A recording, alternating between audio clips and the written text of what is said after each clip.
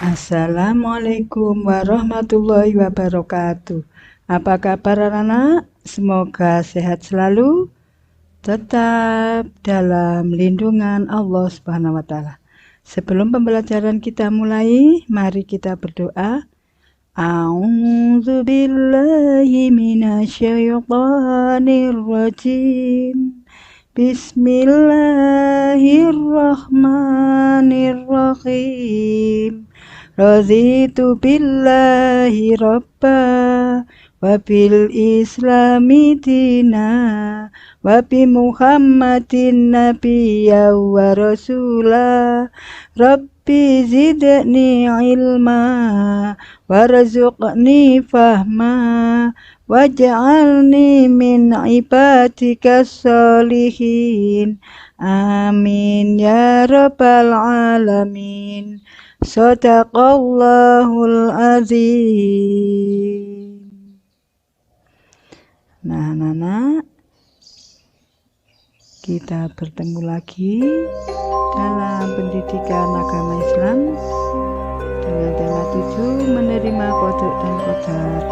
Dengan subtema 1 memahami makna kodok dan qadar.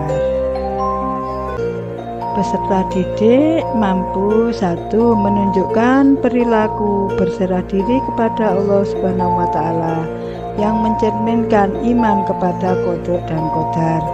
2 menjelaskan arti tawakal dengan benar.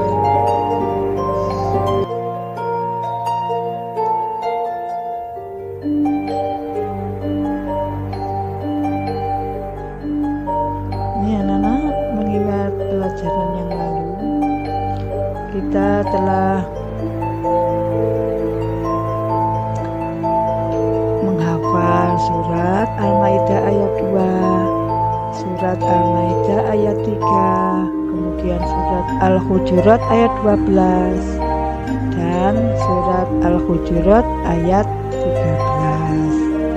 Nah, kali ini kita membahas tentang kandungan masing-masing surat. Diperhatikan baik-baik anak-anak, nanti dicatat yang penting ya. Ada bulan yang bumi yang berputar pada porosnya. Ada seorang bayi perempuan dan ada gambar suatu makam ya. Memahami makna kodok dan qadar. 1. Amatilah gambar di samping ya. Gambar 1 yaitu bumi berputar pada porosnya. Sedang gambar 2 seorang bayi perempuan ya, sedang menggerakkan tangannya. Dan yang ketiga adalah suatu saat di mana semua yang hidup akan mengalami mati. Nah, kita lanjutkan anak-anak. Nah, ini anak yang rajin membaca. Pendidikan agama Islam, tema 7 menerima kodok dan qadar. Salim, kisahnya Salim mempunyai sepasang burung merpati.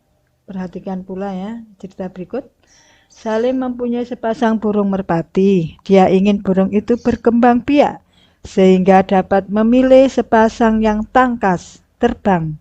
Tetapi kenyataannya burung yang menetas jantan semua. Salim tidak kuasa untuk memilih. Hanya Allah yang dapat menentukan. Seperti bayi tadi ya, lahir perempuan, itu atas kuasa Allah. Memahami arti kodok dan qadar. Kodok dan qadar adalah keputusan atau ketetapan terhadap suatu ketentuan yang telah ditetapkan oleh Allah SWT bagi makhluknya. Tidak dapat diubah, ditunda, atau dimundurkan. Ya, tampak kematian yang tidak dapat diundur sedetik pun. Dalam Quran surat Al-Hadid ayat 22 Allah SWT menjelaskan berikut ini. A'udzu billahi minasyaitonir rajim. Bismillahirrahmanirrahim.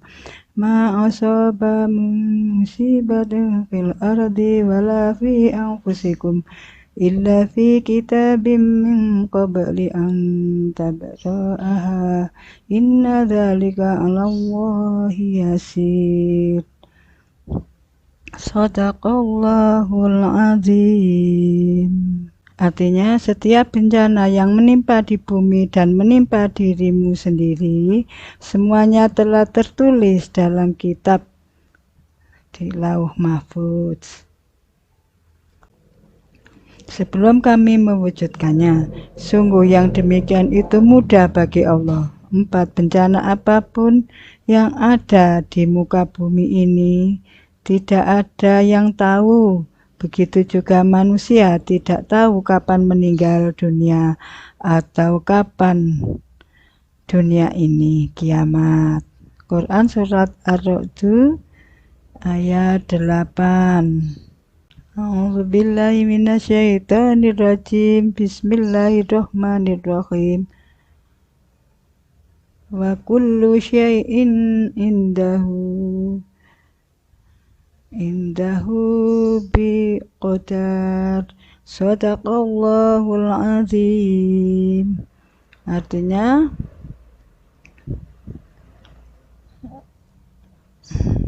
dan segala sesuatu di sisi Allah mempunyai kadar atau ketentuan.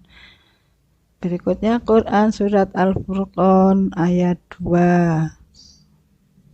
A'udzubillahi minasyaitonirrajim. Bismillahirrahmanirrahim. Wa khalaqa kulla syai'in faqadarahu taqdira. Shadaqallahul azim. Artinya, dan Allah telah menciptakan segala sesuatu dan Dia menetapkan ukurannya dengan rapi. Quran Surat Al-Imran 47. A'udzu billahi minasyaitonir rajim. Bismillahirrahmanirrahim.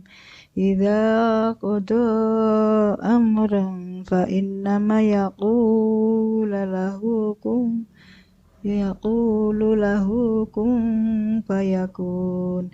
Shadaqallahul azim. Artinya, apabila Allah berkehendak menetapkan sesuatu, maka Allah hanya cukup berkata kepadanya, jadilah, maka jadilah dia. 5. Qada artinya ketetapan Allah SWT terhadap makhluknya sejak zaman azali. 6. Qadar artinya ketentuan Allah terhadap makhluknya setelah terjadi. 7. Takdir dibedakan menjadi 2. 1a. Takdir mubrom, takdir yang tidak bisa dirubah. Contoh, bayi lahir laki-laki atau bayi lahir perempuan, ya, tidak bisa merubah jenis kelamin. B. Takdir mu'alaq atau takdir yang bisa dirubah sesuai dengan usahanya. Karena manusia lahir sudah ditetapkan sesuai ketentuan Allah SWT yang tidak diketahui manusia, maka manusia wajib berusaha sungguh-sungguh dan memasrahkan hasil usahanya kepada Allah Subhanahu wa ta'ala. Quran Surat Ar-Ra'd ayat 11. A'udzubillahi minasyaitonirrajim. Bismillahirrahmanirrahim. Innallaha la yughayyiru ma biqaumin hatta yughayyiru ma bi anfusihim. Shadaqallahul azim. Artinya, sesungguhnya Allah tidak merubah keadaan suatu kaum sehingga mereka merubah keadaan mereka sendiri.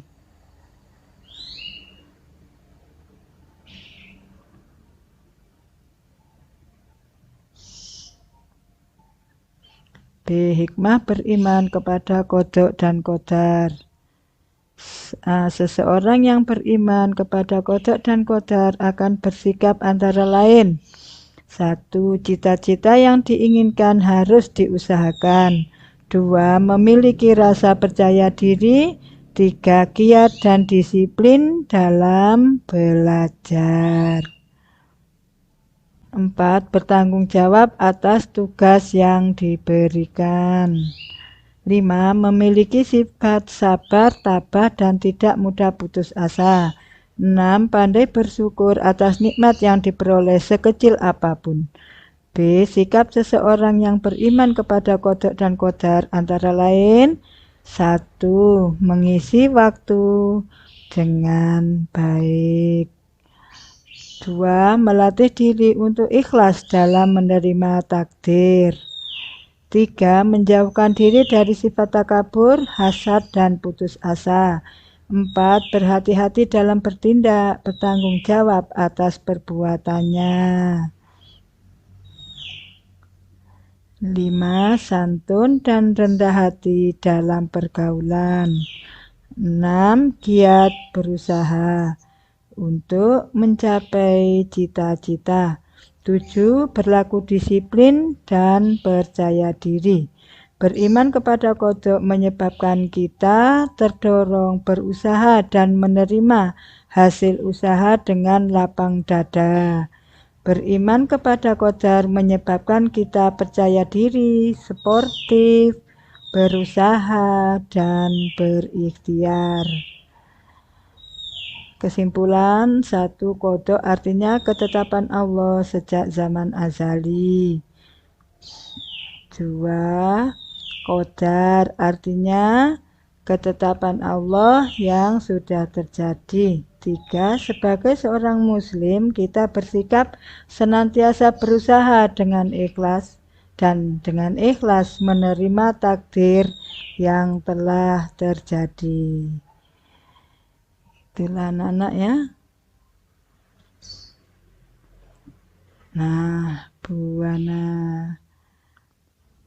tambahi kesimpulannya. 1. Takdir dibagi 2, yaitu A. Takdir mu'alaq atau takdir yang dapat dirubah. B. Takdir mubrom, takdir yang tidak dapat dirubah. 2. Setiap yang hidup pasti akan merasakan mati. 3. Allah berkuasa atas segala sesuatu. Jika Dia ingin menciptakan sesuatu, cukup mengatakan kun fayakun. Artinya jadi, maka jadilah. 4.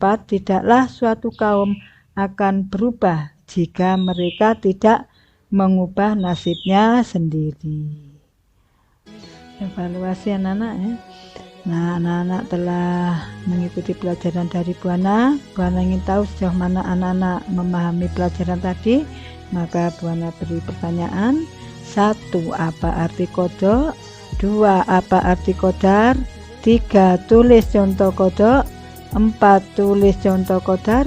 5. Bagaimana sikap kita dengan adanya qada? 6. Bagaimana sikap kita dengan adanya qadar? 7.